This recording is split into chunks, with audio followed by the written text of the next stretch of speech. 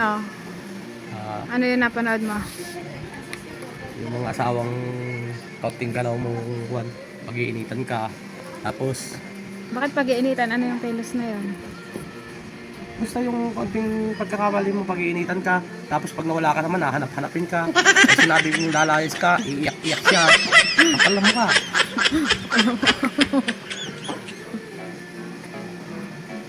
Kaunting galaw mo, lagi mainit sa yung ulo. Pero pagka umalis ka, hanap-hanapin ka, mapagtanong na sa kapitbahay kung nakita ka o nasaan ka kaya. Wow.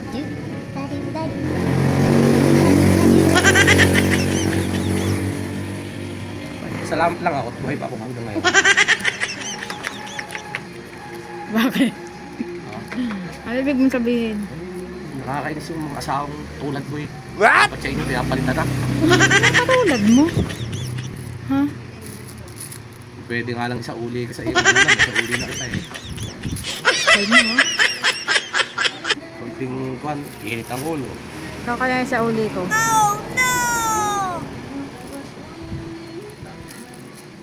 Napaswerte mo na asawa mo nito. Isang banda.